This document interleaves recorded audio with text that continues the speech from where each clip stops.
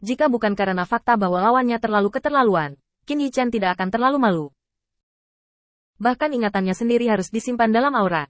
Tetapi Qin Yichen tidak akan sia-sia jika dia memiliki sedikit pilihan. Namun, situasinya sedemikian rupa sehingga Qin Yichen hanya bisa menolak seperti ini.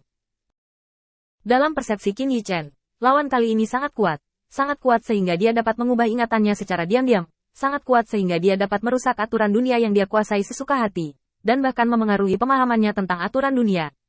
Dunia. Ini tidak bisa lagi dijelaskan dengan dua kata keterlaluan, itu disebut spektrum besar dunia. Apa yang didapat Qin Yichen sekarang? Satu-satunya informasi yang bermanfaat baginya adalah risiko bahwa ingatan yang tersembunyi dalam energi spiritual tidak akan ditemukan. Memblokir memori adalah langkah tak berdaya.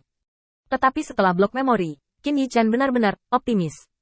Untuk mengembangkan kuil penguasa cahaya, untuk mendominasi dunia ini, dan untuk menyelesaikan kesepakatan dengan Athena, sudah menjadi tujuannya sekarang.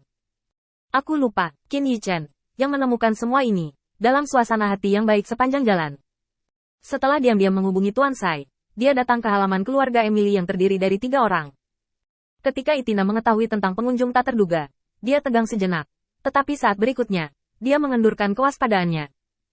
Bukan karena dia mengenali identitas Qin Yichen, tetapi karena, di depan orang yang begitu kuat, kewaspadaan dan kewaspadaannya tidak berpengaruh. Pria ini lebih kuat dari Salor. Meninggalkan kesimpulan ini di dalam hatinya, Athena kemudian melangkah maju, memegang cangkir teh dengan energi spiritualnya, dan mengisi Qin Yichen dengan teh, lalu mengambil beberapa langkah dengan kaki belakangnya dan meletakkan tangannya di depannya dengan ekspresi yang sangat hormat. Penampilan. Mata Qin Yichen jatuh pada cangkir teh, dan alisnya sedikit terangkat. Kamu tidak menyentuh cangkir tehnya. Cangkir tehnya bersih, tapi sedikit kurang hangat. Karena itu, Qin Yichen mengosongkan teh di cangkir teh, memegang cangkir teh dan teko dengan energi spiritual, dan datang ke Athena. Saat ini, cara Qin Yichen menangani masalah sangat sederhana. Tekan dia dengan paksa, hancurkan sedikit kerendahan hatinya dan hancurkan dia sepenuhnya. Qin Yichen mengubah topik pembicaraan ketika dia melihat bahwa Athena tidak berbicara atau bertindak. Teh ini, cangkir pertama bukan yang terbaik, karena terlalu kuat, dan kepahitannya sulit untuk dicicipi. Cangkir kedua dan cangkir ketiga adalah teh yang paling layak dicicipi. Kamu bisa menuangkan teh dengan santai, dan aku tidak akan menyalahkanmu. Athena menundukkan kepalanya dan menggertakkan giginya dengan keras sebelum dia memegang teko dan menuangkan teh panas dengan hati-hati. Qin Yichen bergerak santai, meletakkan cangkir teh di tangannya, dan menyesapnya perlahan. Emily bergegas keluar, melihat bahwa itu bukan Zhao Wuling, ada kehilangan di matanya. Dia masih datang ke Qin Yichen dengan patuh dan memberi hormat. Aku telah melihat pria ini. Qin Yichen tersenyum sedikit dan tiba-tiba berbalik untuk melihat Athena. Aku sebenarnya di sini untuk melamar pernikahan. Seseorang dari gadismu menyukaiku. Qin Yichen membelai dagunya dengan wajah tenang. Emily menundukkan kepalanya, tidak tahu harus berbuat apa, tetapi Athena melangkah maju untuk menghalangi putrinya. Salam rendah hati tapi penuh hormat. Tuhan, putri saya sudah menjadi bagian dari hatinya. Dan saya harap Anda tidak mempersulit orang lain. Qin Yichen secara alami tahu siapa yang dibicarakan Athena, dan dia percaya bahwa mata isai tua tidak akan pernah salah memahami masalah sepele ini.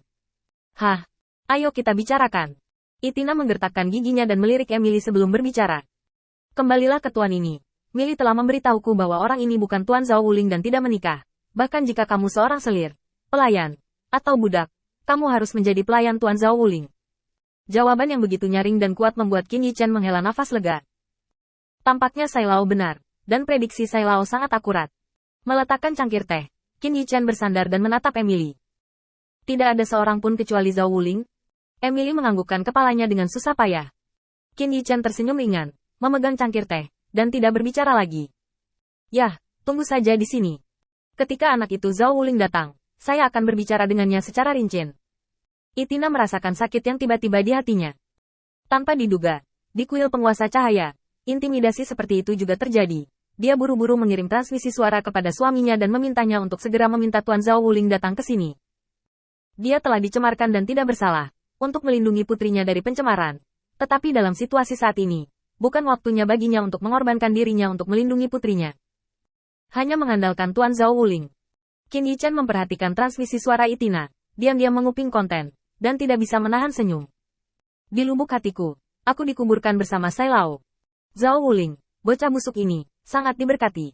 Kami baru bertemu 2 kali, jadi gadis itu sudah mati untuknya. Setelah Qin Yichen kembali, Sai Lao terjun langsung ke pembangunan dan perluasan pavilion kitab suci Tibet, dan sekarang dia sangat sibuk. Kali ini, penguasa cahaya mengambil tindakan dan menempatkan latihan dan metode latihannya sendiri di Paviliun Changjing, memberikan contoh bagi orang-orang percaya ini. Hampir setiap orang percaya akan kembali ke Paviliun Changjing setelah bertukar latihan untuk berlatih.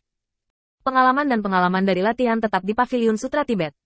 Ini adalah hal yang baik, tetapi bagi Sai Lao, ini adalah beban yang manis. Dia perlu merangkum pengalaman dan pengalaman praktik orang-orang percaya ini, dan bahkan dalam beberapa kasus, dia perlu memverifikasinya secara pribadi dengan avatarnya untuk memberikan evaluasi yang paling adil. Di sela-sela kesibukannya, Pasai kembali dengan santai. Tidak peduli seberapa baik anak Yanfu itu, dia hanya bisa menarik manusia ini. Bukan aku yang mengatakan itu, Tuan Guang. Hanya berdasarkan hubunganmu dengan Athena, kamu tidak memenuhi syarat untuk mengatakan bahwa Yanfu orang lain tidak dangkal. Kata-kata Sai Lao membuat Qin Yichen tertegun sejenak, dan dia tidak bisa menahan untuk menggelengkan kepalanya.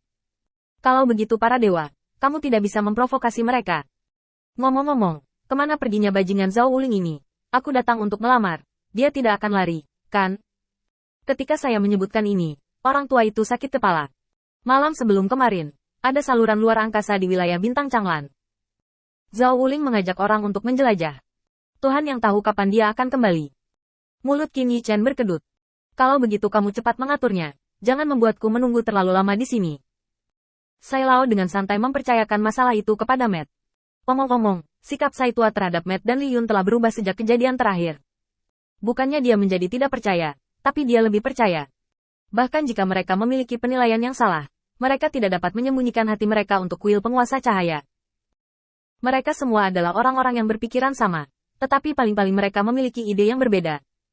Matt mengerti apa yang dikatakan Sai Lao dan segera bangkit. Saudara-saudara dari tim penegak hukum, bersiaplah. Bocah bau itu, Zhao Wuling, ingin menjadi pembelot. Kami tidak terbiasa dengan masalah baunya. Hari ini, semua urusan Zhao Wulingnya ditanggung oleh tim penegak hukum saya,